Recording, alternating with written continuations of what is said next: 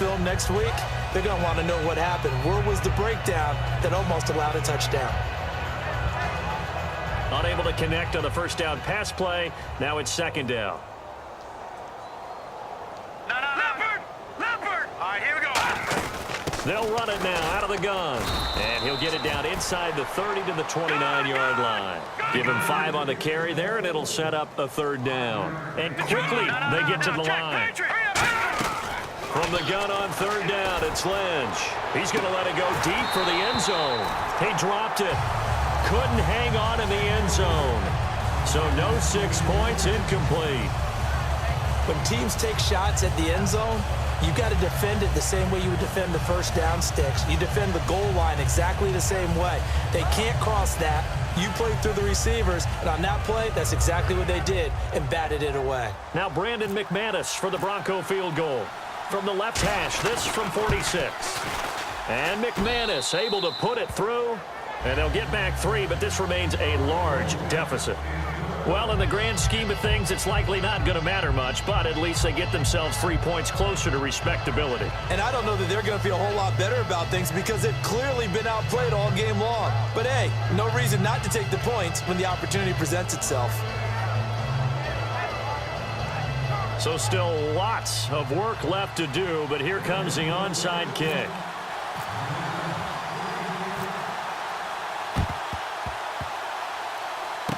And the Chiefs are going to make the recovery. Now they're down big here in the fourth. They had to try the onside kick. Can't fault them for the effort at least. No, you can't at all. And if nothing else, now you've put something that you're trying to practice, right, that you've worked on into a game situation, and now you can go back and dissect it. So if you need it again sometime, maybe you'll find a better way to do it. But, yeah, this game. Jamal Charles, nobody in front. They give him a gain of 38. And having built that kind of a lead, they're able to do whatever they want right now. All momentum on their side, especially now running the football. Yeah, you're talking about a defense being on their toes. They don't know what's going to hit them next at this point. No, they went from toes to heels, and they're trying to figure out how to get back to the toes part. And they'll try the ground game here with the running back. Credit him with a 1-yard gain there to make it 2nd and 9. That's a really nice play, able to stack that one up. When they get back in the huddle, he's got to tell his guys up front, great job.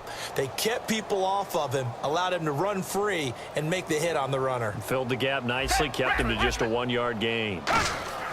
And now a first chance for the blitz coming, and down he goes. Jared Crick able to drop him for a loss of 4. And now the Broncos will burn another timeout here.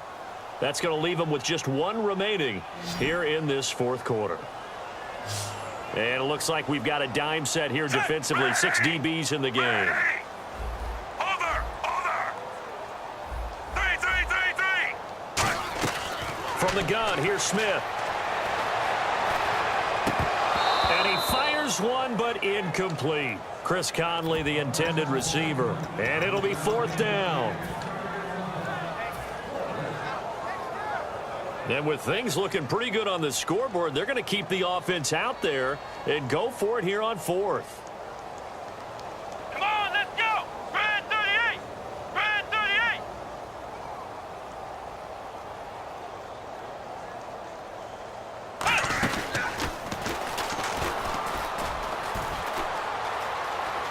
And they are going to score again. Yet another touchdown as they just add to their totals. Well, this game is definitely over, but we do know some people like to go ahead and continue to add to their score, don't we? Yeah, I don't know that they need to add any more right now, though. I'm just starting to think about those dinner plans tonight, my friend. Well, you and I will be thinking about dinner plans, but we also know they're playing people are thinking, how can I get some more scores for my fantasy, for other things? They're trying to figure that part out now. By the way, last weekend we went sushi because that's what you wanted. We're going steak tonight. I'm in. All right. And Denver getting set to take the field. And after the field goal last time, let's see what they can get here. And at least they got points out of the last drive, Charles. I never met an offensive coach that didn't want to drive to end with a kick. Most of them wanted to end with a PAT, right? In this case, a field goal, they'll take it. Way better than the alternative, which is a punt. Yeah, but you've met fan bases that wanted that, that weren't happy with that field goal. I haven't met a fan base yet that wants to drive to end with a kick, other than the extra point. That's it. It's a 7-yard carry to set them up with a 2nd and 3. And now it looks like they're going to be in the hurry-up. And once again, leverage wins. The offensive line, lower than the defensive front. They moved them and found some good space for the guy carrying the ball. Looking for Sanders here on the and he's going to be intercepted a third time. Picked off by the safety here, Ron Parker. And this one will be brought back to the 22. The Chiefs offense now making their way back onto the field. And now last drive so successful with the ground game, ending in a touchdown. Do you stick with that formula? That would be the number one thing you would think of, but so many guys now would look at it and say, we've got them set up so well for play action. Now's the time to take a shot. Yeah. But, you know, there was a big-time coach in the state of Ohio who once said, if you throw the ball, if you put it in the air, 3 things can happen, and 2 of them are bad. Is that what he would have kept it on the ground. Time running out here on the play clock. And some real confusion here. They won't even get to the line.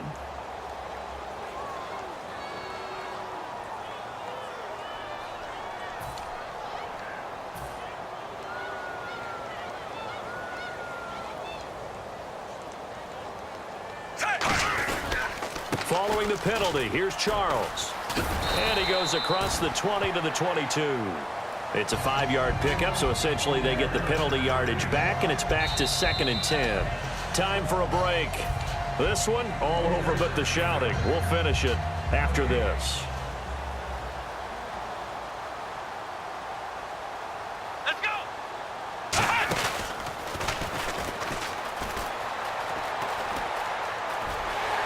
Oh, he's got a little daylight.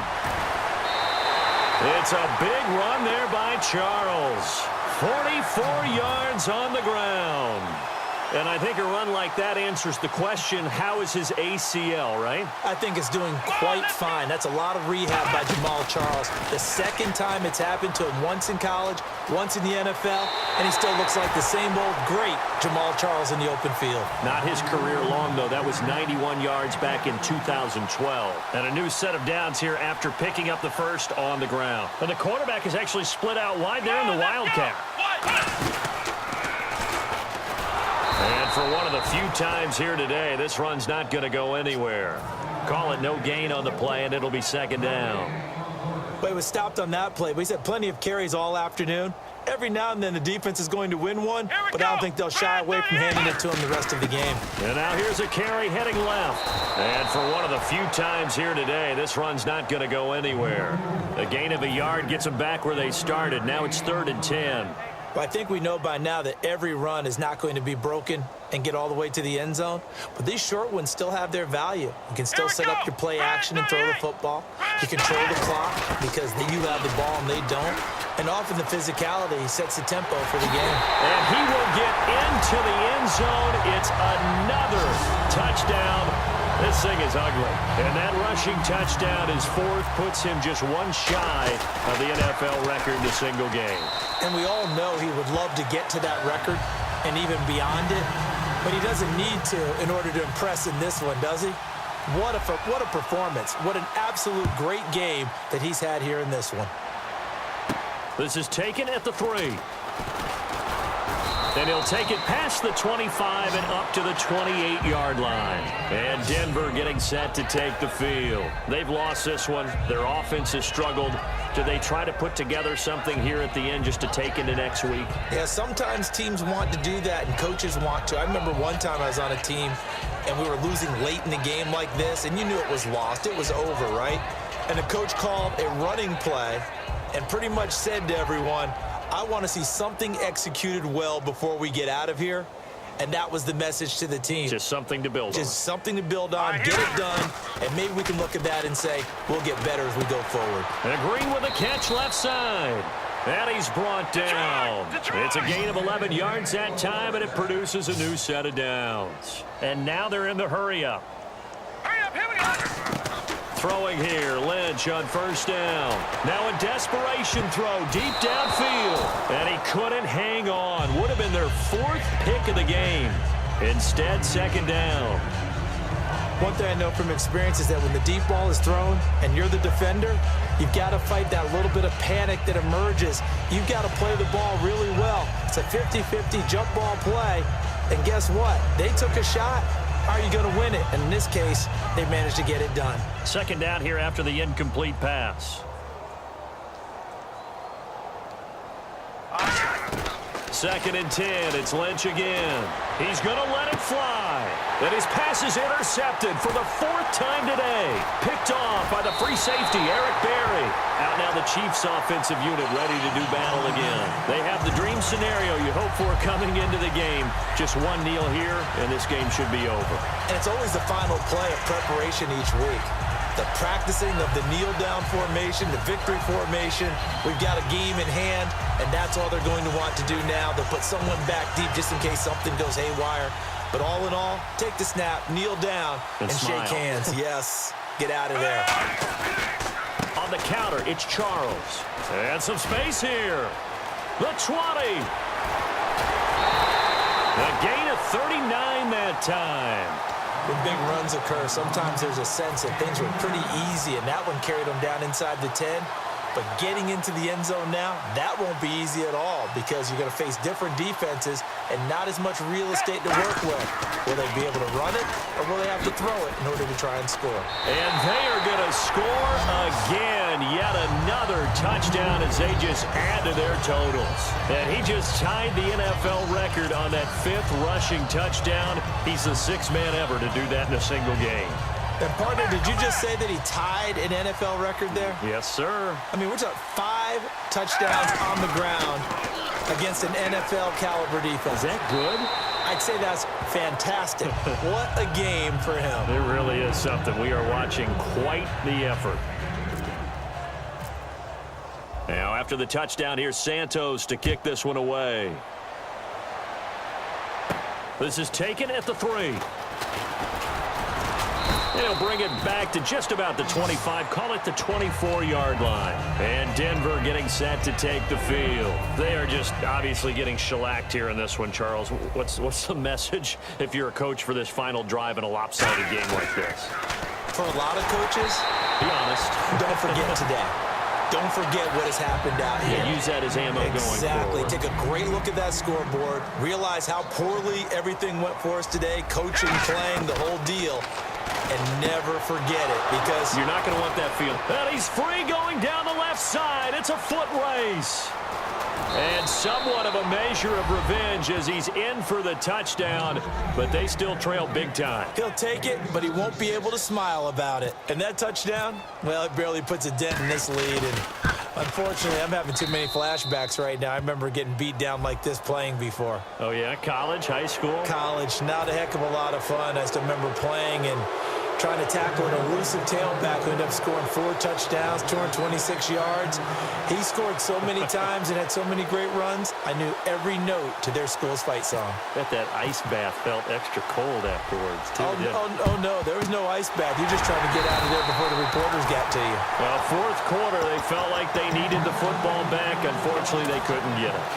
And I know we brought analytics into the game, and someone has said here that the data says that when a team's expecting an onside kick, 80% of the time, the team expecting it, they do actually recover the ball, which is what we saw here.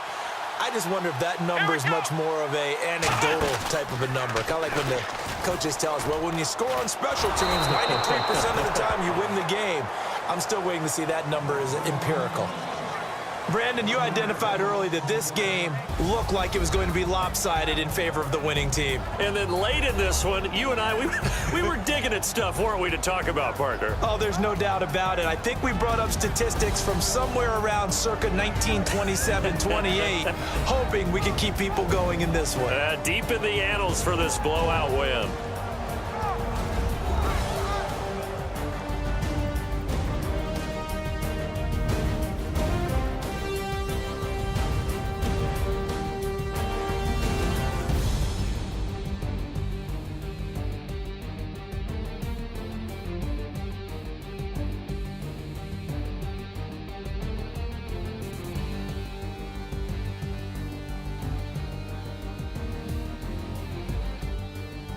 So that'll just about do it for Charles Davis. I'm Brandon Gaudin. You've been watching the NFL on EA Sports. For more, log on to EA Sports.